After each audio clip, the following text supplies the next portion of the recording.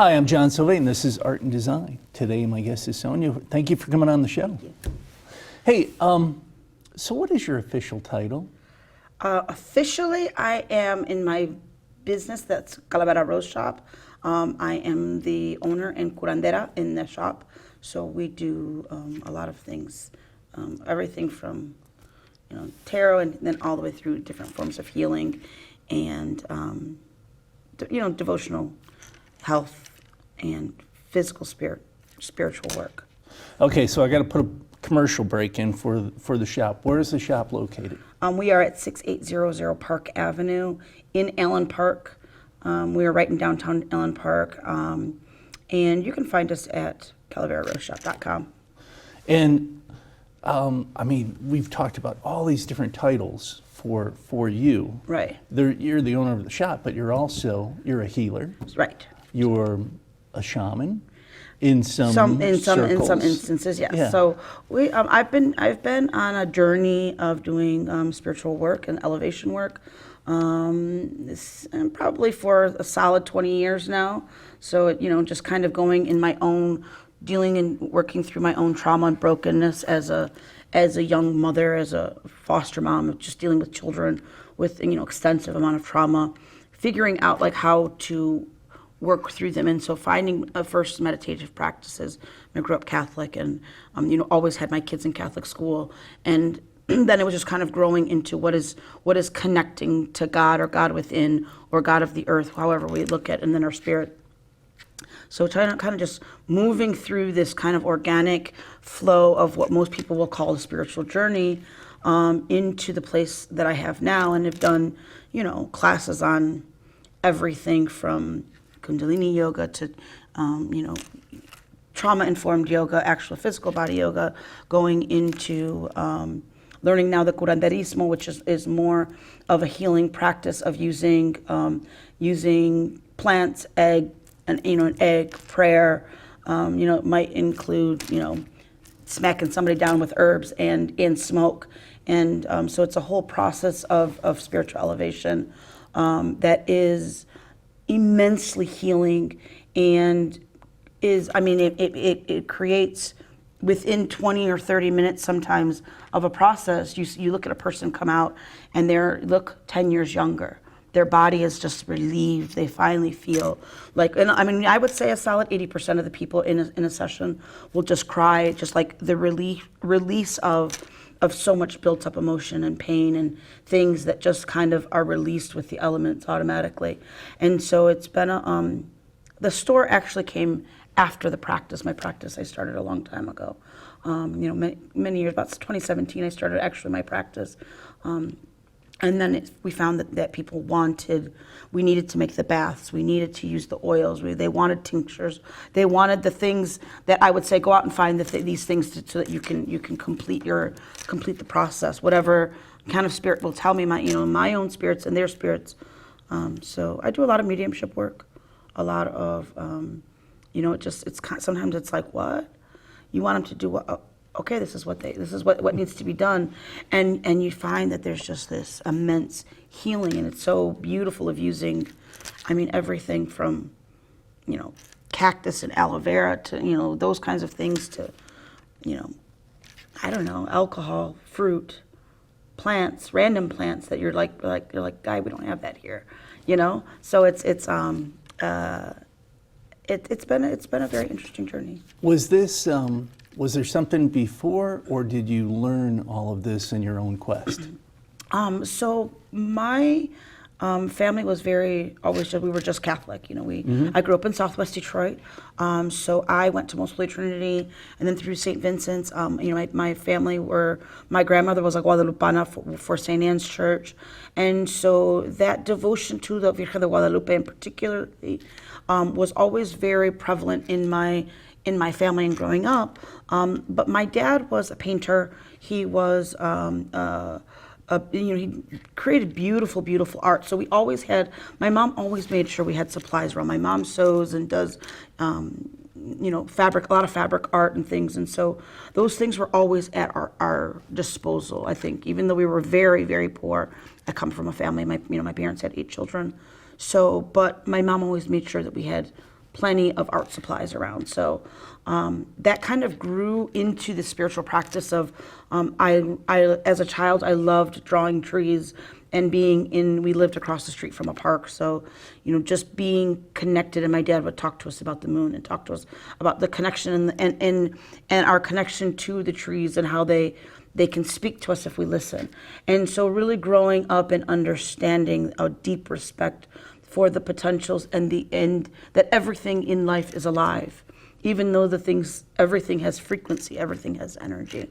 And so they were definitely growing up with lots of books and, National Geographics and Scientific America and things that most kids that were around me didn't ever really experience until they became adults. So we just had kind of those the idea of exploring, and it really took us to an ability to have a different depth of understanding from children, growing up. But my parents weren't particularly spiritual, just beyond, they're just going to Catholic church, in a structured sense, I should say, in a religious sense, I should say, but definitely definitely a spiritual practice, very connected spiritual practice. And my dad's favorite thing to draw was a lot of Mayan and Aztec deities and or energies, potentials. The idea, there was a lot of moving ancient spirits into to modern times. So you would see, ancient spirits over modern cities or over what would look like Detroit.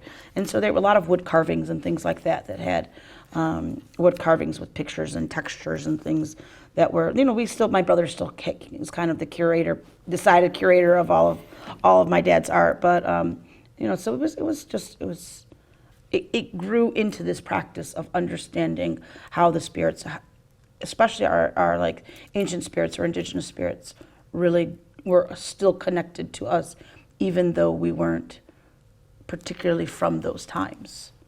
So it's grown now into this practice. Well, that was one of the things, you and I have talked about this before, but you've got indigenous iconography, and then you have Catholic iconography, and sometimes, because if you grow up in a Catholic culture, you just accept it, but there's a lot of similarities. Of course. Well, I think that obviously we know that when the Catholic Church was doing what they do, they kind of just took the deities that we already were doing devotion. We call it more as opposed to worship, it's more devotion. And so the devotional practices were to these energies or these spirits, and so with their names, and so they kind of just molded them. So that's like my tattoo here is Tonantzin, that is in the same, she's dressed like the Virgencita, like so the Virgen de Guadalupe or Our Lady of Guadalupe is dressed in the form of Tonantzin, so she's in in what would be native wear, a kind of a collaboration of them. And that's really is my own spiritual practice. And so it's of life and death. Well, and the Virgin Guadalupe actually was the version that is in Mexico City. Of Tonantzin. Yeah, does not have the indigenous qualities, but if you were to, how would the Catholic Church look at that if you were to incorporate, like the wolf? I think that the church themselves, they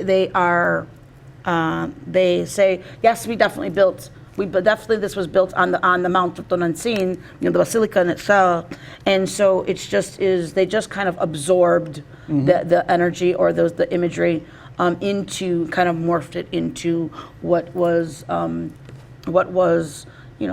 European or Spanish already existing deities at their whim, but it also made it for an easy movement of Native people into the Catholic Church, and so it resonates with us on a soul level, on an energetic level, because it feels like what we've always done, even though we know that that the maybe the name is different or the understanding. At a soul level, it feels the same because they're just kind of these morphed or absorbed, these absorbed spirits that have kind of become, one thing or another. So not to, not to take liberties, but when you transform 30 million or 3 million people overnight from indigenous spiritualness, Aztec or Nahuatl to practice Catholicism, it kind of makes a smooth transition. It does right? make a very smooth transition. And so I think that there's a very big push now, especially with Chicanos or Mexican Americans, particularly in the United States, kind of moving back into and understanding our rights as Native Americans and as Indigenous people. So and so there's a very, very big push for people to kind of really understand what came before the Catholic, and that we still have divine rights to those spirits, even though without being disrespectful necessarily to the Catholic Church, and we don't really care about what the church, the big C church says about our spiritual practice of working devotional magic, as we call it, working saints, St. Jude, all of the, lots of different saints, all of these different saints that we work, and we did now disguise them as Santa Barbara is actually another spirit in other, in other practices. And so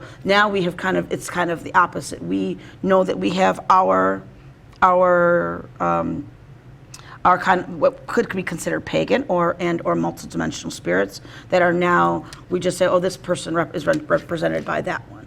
And so you might have Saint Lazarus is represented by, is actually another spirit. And so you have all of these different saints that we know are actually representative of our indigenous spirits. Well, and I have to segue from a previous conversation we had. So your Guadalupe tattoo, you have a friend that also has a matching one. Yeah, so I actually have so what I could be considered, I do a lot of is, some people might consider witchcraft because we use the elements of the earth. We're using herbs, we're using spell work, we're using candles, we're using, different waters and oils and herbs and anointing. And he is a Catholic priest. Oh, that's funny. An actual Catholic priest. So he did the drawing and brought in, kind of introduced me to the drawing, and then he put it actually on his rib, and I put mine on my arm. But he's well, and I raised that point too because you're not against, you're in absolutely conjunction inclusive too. Yeah. Which is also which is fascinating about your practice. It's not just Aztec or indigenous or not. Catholic. You draw on the islands. You draw on South American culture as well. Correct. So we do what we call a lot of Latin American or Latin American folk magic, and I don't really like the word Latin because it's more European, but it's even best understood. And so we do have an understanding, and teachers or people that work in and out of the shop that have understanding everything from Hermeticism to some of the other practices from different parts of Latin America and or the islands, going into Palo and Santeria and those kinds of understandings, all the way into, we have people that come into the shop and people that work at the shop that are more in in more of the pagan understandings. I've done a lot of work in more the Nordic. My mom is white. She's from New England, and so doing some of the Nordic kind of following of the German, like my German ancestry and English ancestry also. So really understanding how those processes have gone. We work very respectfully in those, all the way into people who choose and or work with in what would be the occult, that are Luciferians or or even Satanism, and understanding how people are all trying to connect, regardless of what one of us believes is evil, good, bad, or indifferent. There is no. It's all about balance. It's all about flow. So I've seen the most beautiful, loving Satanists that do the absolute amazing work that are.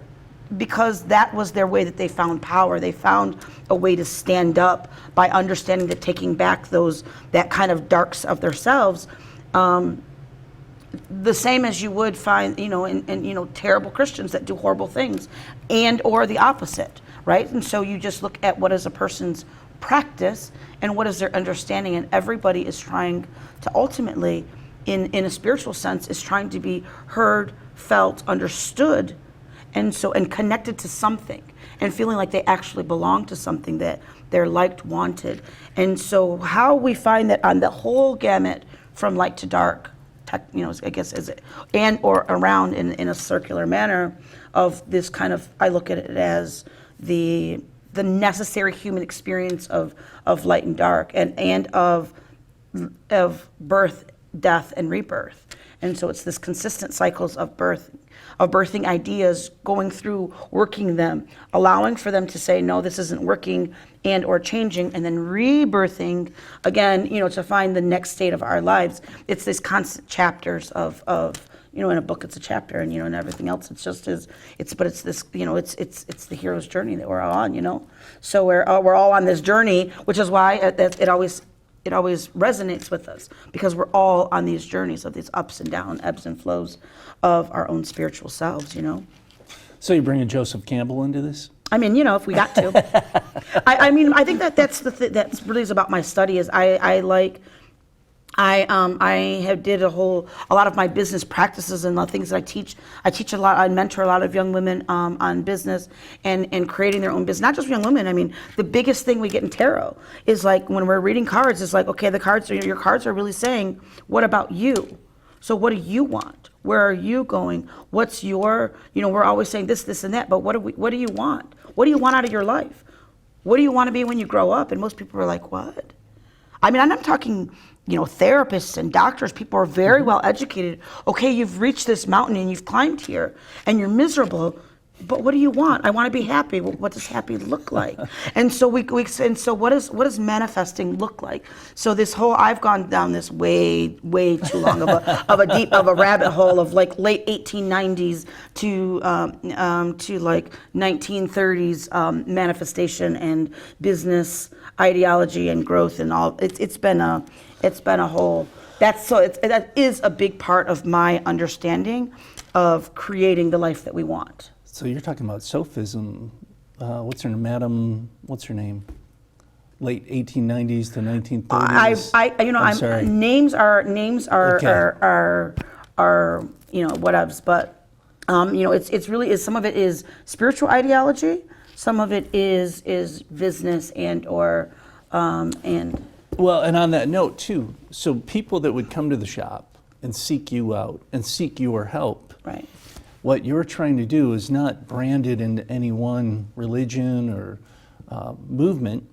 You're trying to help them spiritually. So we the first step that I wouldn't say always, because we generally will ask people, what is their ancestral practice? What is your bloodline? Where is the blood of your blood from? So where's your ancestral practice? Who do you connect to? When you're like sad, are you talking to God out there? But what about your own person, like those first level spirits, the people that are there that were here, that knew and loved you? And then let's talk about the people that or spirits or the energies that have passed on that we're like, I feel close to them. And like, well, I don't feel close to them, or I do. Well, why don't you first call in and work with your own ancestors, your own ancestral practice, just setting up a table with a glass of water, a white candle, and sitting there and spending time with your mother, who you never, that's passed on, that you never really had closure with, or you couldn't stand her, or your dad who was abusive, or this and that. And these people, a lot of times it's like these, these family members that you're angry at, and so you don't feel connected, to people. That's oftentimes where this trauma comes, is generational trauma. And so let's sit down and deal with, like, why do I got to be the one to deal with my generational trauma? Well, why not? And that's literally, my spirits are always like, I'm like, why does it got to be me? Well, why not? And so that really is a big part of what I teach people. Why not you? If you want to be happy and you want to feel connected, you have to connect. And so connecting is sitting and making time quietly with just the minimal elements. I mean, there's lots of things that you can use. I mean, there's, people are like, oh, we need all these crystals and and I sell all the things. I'll sell you all the things that you want. But at the end of the day, sitting with a glass of water, a candle, some any kind of smoke or some kind of or flowers or plants, and just kind of connecting to the most basic of elements, and having, we talk about prayer being how we talk to spirits and to God, and meditation is how we listen. And so sometimes we just need to stop and listen and allow for the messages to come, and then take the step and then do the thing. And then, it's consistently doing something to bring peace every day. And then over time, you'll find that your spirit just kind of settles because you're bringing peace, a little bit of peace in every day. What does happy look like? Let's plan for what happy looks like every day. Well, I just want to be happy. Well, you have to plan for happy. You have to plan for healthy. You have to plan for, and even if tomorrow's not promised, today I'm happy. Today I'm going to feel good. Today I'm going to make one better choice. Just one better choice to feel a little bit happier, to do something that I want for me, for my own connection. And it makes for monumental change. I mean, over time, it's monumental change, but it starts with one day of saying, I can spend 10 minutes. 10 minutes I have at the end of the night to settle myself, to sit in peace. And honestly, you don't even need the candle, the water, those things. To sit quietly in a corner, on the floor, or on your bed, or somewhere, and say, decompress and ask for guidance, ask for help, ask for clearing, breathing in and breathing out. Just focusing on the amazing magic that we are, of the fact that of the functioning of our human body. And that's the next part of how people go into healing. Let's talk about. Well, the big part of our culture, right, is quick fixes. Correct. And everybody wants, I'll buy the book, I'll buy the pill, I'll do whatever. But what you're suggesting is these prompts in a one-on-one session with you, that you can help guide people and give them the tools to take care of themselves. Absolutely. And so how often we're like, well, what does self-love look like? Like, oh, you need to love yourself. And people are like, well, hell, I knew how to love myself. I would have done it 20 years ago or 70 years ago. I have people that are very, very, they're much, much older, and they still have been functioning kind of in this state of perpetual suffering all the time. And that's okay. But at some point they're like, I just want to feel at peace in the skin we're in. And right? So how do we do that? So what is self-love? Does it mean, going and buying, good coffee and pedicures and your nails done? Well, that's good too. Like, self-care in that sense is good. But what does self-love look like? Touching your hair and saying, I love you and thank you. And your forehead, and thinking about the brain and all of the cells and everything that it does, and I love you and thank you. And your eyes and your face and your lips and all of the glands in your neck, and I love you and thank you. And people will say, sit in the bathtub. Like, literally sit in the bathtub, you and the bathtub, and just I love you and thank you to your face and to your skin and to the muscles. And so when you start, and now people will say, Sonia, I bald. I have never actually touched the muscles and the tendons of my shoulders and my arms, and really thought about how magical all of these things are working for me. And so we talk about, I love you and thank you. And at any time to just your own physical body. And it is like, that's not just that physical, but that is what self-love is really acknowledging how miraculous we are, how divine we are, that we are equally divinely created as the birds and the trees and the whales and the fish and the ocean and everything that has been created, and even more divine so because we have the capacity to choose. And so we have the capacity to choose. Fish just get to be fish. We get to choose, and that's even more divinely created. And when people really say, like, and I tell people, like, do you know how divine you are? How amazing your potential is? And they're like, I've never thought of myself as being a divine being in my own self. And so the journey is that the guidance is helping people to really understand their own divine self, their own divine purpose, if that's what they choose. And even if they want to be grumpy, but that's your choice. And know that this is the life that you've chosen. I don't care if you're grumpy. I'm grumpy sometimes. But own it. Yes, but know that you can choose something different. Mm-hmm.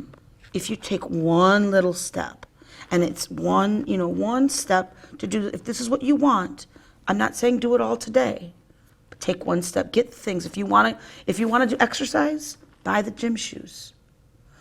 Buy some sweatpants or some yoga pants. Maybe you can't take a yoga class yet. Find out where there's a yoga studio. How much does it cost? How much would happy cost for you?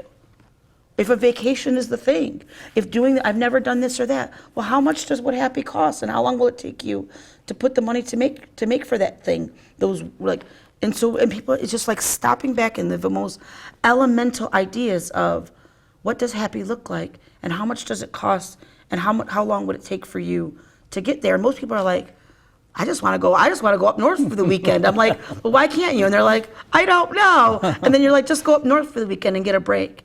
Like, don't go here and do this instead. Like, it's sometimes it's like if we just buy, like 2 less pizzas in a week.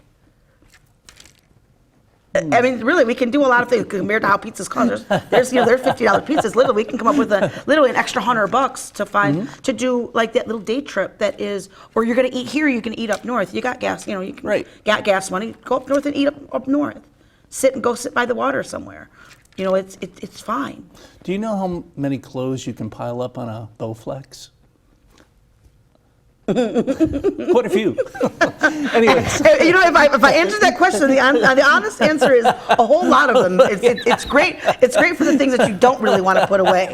But I'm not gonna pretend that. How do people get a hold of you? So generally, the best way to get a hold of me or somebody, because I also have 5 other staff that are in my shop that are all equally, and or have their own practices or very, very good teachers and guides. So you can reach any of us on the website at calaveraroseshop.com and schedule an appointment either with myself. My schedule is pretty full usually, but you can get in. But somebody is also there, and I have mine. And then Zoe's there on Fridays, so you can get in with Tina's also beautiful soul, so you can get in with one of our. And then if you have a specialty need, I have birthing doulas, I have death doulas, I have I know people that are. Actual licensed social workers, psychologists, they're on all of the actual medical. I have people that I work with that are, trauma therapists that own clinics. So we don't just say like, oh, we don't do the medical things. I have a whole network of people depending on where people. I mean, I have people that come in frequently that are suicidal. There's places and there's ways that we're not gonna necessarily put you in there, but I have a team of people that will help you. That's not, throwing you in a hospital setting. That's not gonna really help you. So we have a lot of it's a lot of healing work that comes through. Sonia. Yes, sir. You do good work, and I We try. appreciate you. Thank You know that, and I'm really glad you came on the show today. Thank you. Thank you. It's a whole art to this. Yes, there is. It's a whole art of healing is definitely it's definitely a thing. That was perfect.